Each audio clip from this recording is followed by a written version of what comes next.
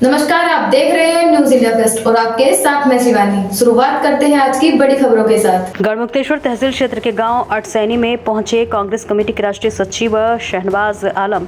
कांग्रेसियों ने जोरदार स्वागत किया। रविवार को तहसील क्षेत्र के गांव अटसैनी में जिला उपाध्यक्ष शहजादा चौधरी एडवोकेट के कार्यालय पर पहुंचे कांग्रेस कमेटी के राष्ट्रीय सचिव शहनवाज आलम का कांग्रेसियों ने फूलमाला पहनाकर जोरदार स्वागत किया।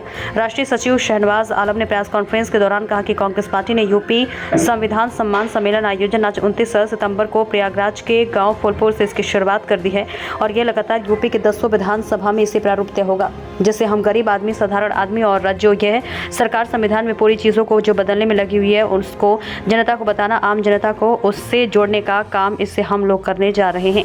जिला अध्यक्ष मिथुन त्यागी ने कहा कि उन्नाव की घटना हाथरस की हो या फिर घटना लखीमपुर की महिला पहलवानों की हो, हर पीड़ित की लड़ाई हमारी नेता प्रियंका गांधी व राहुल गांधी ने लड़ी और न्याय दिलाने का काम किया है। मगर हमारे नेता राहुल गांधी मोहब्बत की दुकान से भाईचारा कायम करेंगे और भाजपा की प्रदेश सरकार व केंद्र की सरकार से पूरे देश की जनता परेशान है। इस देश में कुछ लोग नफरत फैलाना चाहते हैं, वही और महंगाई ने जनता की कमर तोड़ दी है। इसी के साथ साथ उन्होंने कहा कि राहुल गांधी हमारे हाथों को मजबूत करेंगे। इस मौके पर जिला उपाध्यक्ष विकास त्यागी, राज सिंह गुर्जर, नरेश भाटी, यशपाल दिलोर, अब्दुल कादिर, आतिफ हसन, मोहम्मद कैफ, अकरम चौधरी सहित सैकड़ों कार्यकर्ता उपस्थित रहे। गढ़मुक्तेश्वर से गुलजार अली की देखी खास रिपोर्ट। इस पार्टी संविधान सम्मेलन शुरू कर रही है।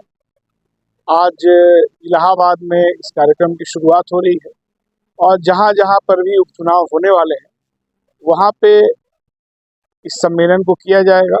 और हम लोग ये संदेश देना चाह रहे हैं कि उत्तर प्रदेश में जो लॉ एंड ऑर्डर की समस्या है, बेरोजगारी की समस्या है, किसानों की समस्या है, महिलाओं की सुरक्षा की समस्या है, इस सब समस्याओं की जड़ भारतीय जनता पार्टी और उत्तर प्रदेश की योगी सरकार है। और उपचुनाव एक अवसर है जब जनता सवाल पूछेगी सरकार से, और हम लोग मान के चल रहे हैं कि जो भी उपचुनाव होंगे 10 सीटों पर इंडिया गठबंधन भारी मतों से जीतेगी। और ये संदेश जाएगा कि उत्तर प्रदेश में जो एक अनकॉन्स्टिट्यूशनल तौर तरीके वाली सरकार है उसको पीछे हटना पड़ेगा। हो सकता है कि उपचुनाव के बाद योगी जी को अमित शाह जी, मोदी जी हटा भी दे, क्योंकि पिछले दिनों इनको बोला गया बुला करके दिल्ली में कि अगर आप रिजल्ट नहीं दे पाएंगे, 50% भी अगर आप नहीं पाते हैं तो आपको हम लोग बचा नहीं पाएंगे।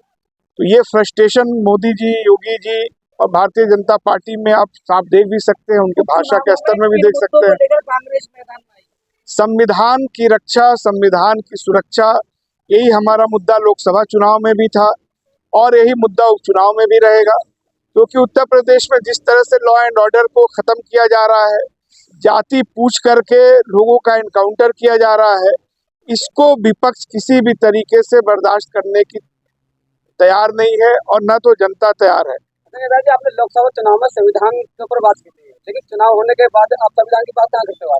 आज ही कर रहे हैं, आज ही से हमारा अभियान शुरू हो रहा है।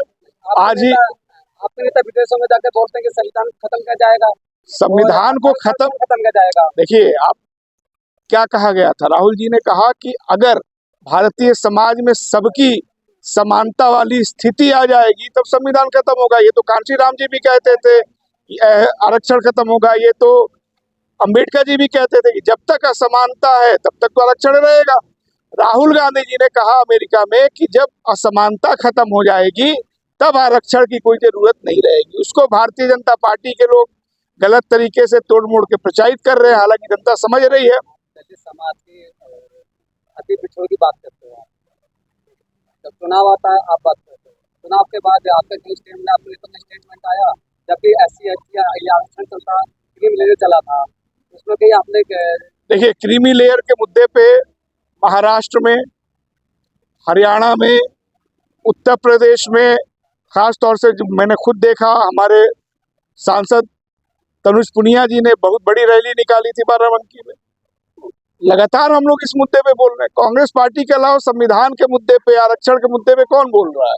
भारतीय जनता पार्टी तो खत्म करना चाह रही है आरक्षण को। भारतीय जनता पार्टी ने, अभी कल की घटना है लखनऊ में, एक शिक्षिका है, उन्होंने यादव समाज के एक बच्चे से बर्तन धुलवाया है स्कूल में, और जब उसने शिकायत की कि मैं यहाँ पढ़ने आया हूँ, बर्तन धुलने नहीं आया हूँ, तो उनको मैडम ने कहा कि यादव का लड़का पढ़ लिख करके क्या करेगा। ये तो सब चीजें भारतीय जनता पार्टी की सरकार में हो रही है, जो इससे पहले कभी सुनने में नहीं आ रहा था। तो कांग्रेस के अलावा इस संविधान की रक्षा कोई नहीं कर सकता, इस बात को आवाम भी समझती है, और इसीलिए भारी जन समर्थन भी हमको लोकसभा चुनाव में इस मुद्दे पर मिला था। जिन प्रदेशों में चुनाव हो रहे हैं विधानसभा के, क्या आपका इंडिया गठबंधन वहाँ भी कामयाब है? बिल्कुल, आप देखिए ना, भारतीय जनता पार्टी के पास कोई एजेंडा नहीं रह गया है।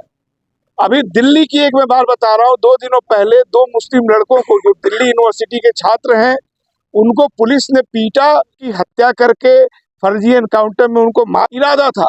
तो इस स्तर पे कभी भारत में लॉ एंड ऑर्डर नहीं चरमराया है, न तो इतना कानून का राज कभी बेबस नजर आया है।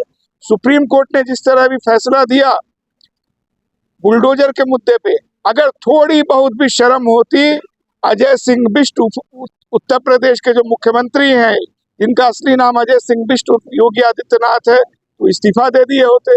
लेकिन ये लोग संविधान को नहीं मानने वाले। जनता देख रही है कि संविधान को बचाने और संविधान को खत्म करने वाले लोगों के बीच संघर्ष है। उसमें बहुमत जो इस देश का है वो राहुल गांधी के साथ है। लेटेस्ट अपडेट के लिए हमारे चैनल न्यूज इंडिया फर्स्ट को लाइक, शेयर एंड सब्सक्राइब करें, एंड यस, बेल आइकन को प्रेस करना ना भूलें।